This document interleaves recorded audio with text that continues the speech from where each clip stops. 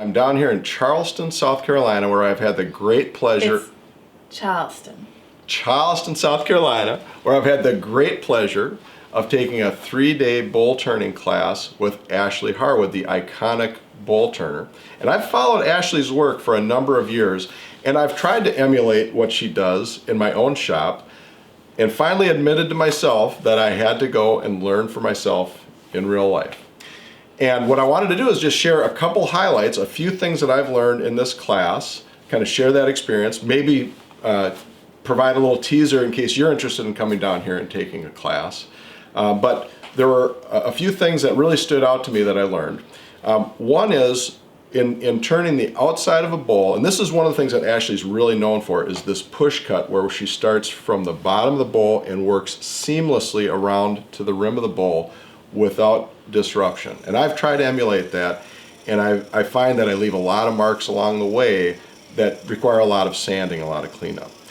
And so early on in the first day of the class, Ashley demonstrated it and kind of talked through what was happening. And what really surprised me was the role of the left hand. So that was the first big thing. My left hand had been very involved with trying to control the cut and kind of working with and against the right hand and against my body and so forth.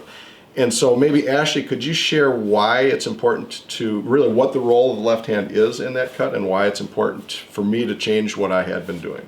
Sure, of course. So everybody knows there can only be one chef in the kitchen, right? And one person driving the car. It's kind of the same thing. Your left hand is really just a helper in the push cut. It's just the assistant. It's going to be holding the tool down. It's going to be helping you to position at the beginning of the cut. It's going to be helping you to break at the end of the cut, but your right hand has all of the control.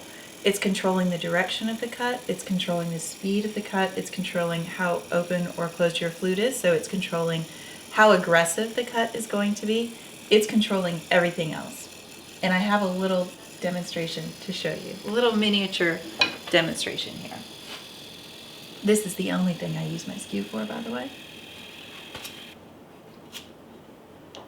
But you can see how I can use this skew and I can very easily sharpen the pencil with just my right hand controlling the skew, right? Now what happens when my left hand tries to join in?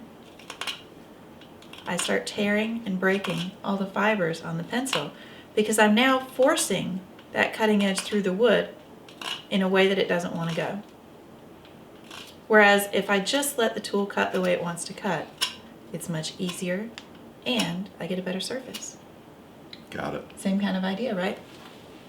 Yeah, when you were using your left hand on that, it looked like my signature bowl design.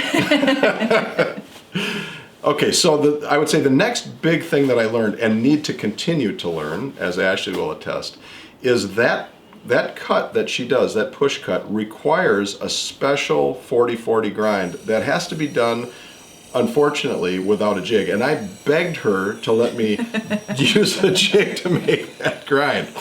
And Ashley, could you maybe share why it's important to grind that way to enable that seamless kind of fluid cut? Yes. All right. So two things.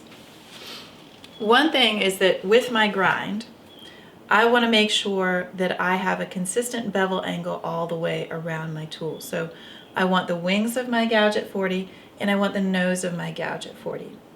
So I was just talking about the right hand controlling how open or closed the flute is. When I'm in a cut, I want to be able to continue pushing along. And if I want to make that cut more aggressive, I can open it.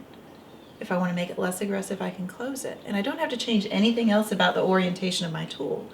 But if I have a jig grind, I'm going to have a different bevel angle on the nose and on the wings of the gouge. This is an elliptical flute, and a jig is going to pivot around one point. An ellipse isn't formed around one point, right? So that's why we're going to have those different bevel angles. If you have those different bevel angles, then when you're in the cut, you're pushing along. If you want to open the flute, you're also going to have to swing the handle away from you. If you want to close it, you're going to have to swing it back towards you. It's a more complicated tool to use. A jig grind is easier to achieve, but a more difficult tool to use. Got it. The other thing that I wanted to touch on is why 40 degrees. So if we think about this for a second, we're pushing this gouge along and we want it to travel across the surface of the wood, right? So let's just imagine for a second that I have a 45-degree angle on my tool. If I'm pushing on the end of the handle here, then that tool is going to want to go into the wood. If we pretend this is the wood, it's going to want to go into the wood just as much as it wants to travel forward. And if I'm pushing across with this sheet of paper, I'm actually going to tear it. Whereas if I drop it down just 5 degrees, all of a sudden this tool wants to travel forward more than it wants to travel into the surface of the wood. So then we get that nice push. That makes sense? It does. It does. It really made sense when we were doing it. And I swear I heard angels singing when I finally got that right coming through that cut.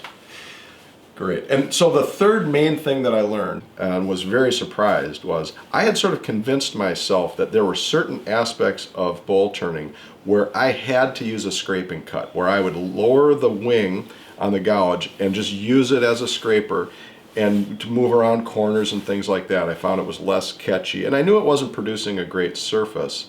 But what I learned was that there really are no situations where you have to resort to that if you use the right technique.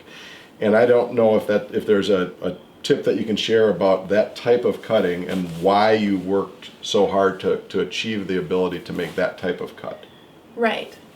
So my sort of mantra that I use in my workshop and in my classes is I always prefer cutting over scraping, and I always prefer scraping over sanding. There's no shame in scraping when you have to, but as long as you can cut, I would prefer to cut. Now, of course, the main difference between cutting and scraping is with cutting, you have the bevel support of the cutting edge, versus with scraping, you don't. I don't ever have a need to scrape with my bowl gouge, really.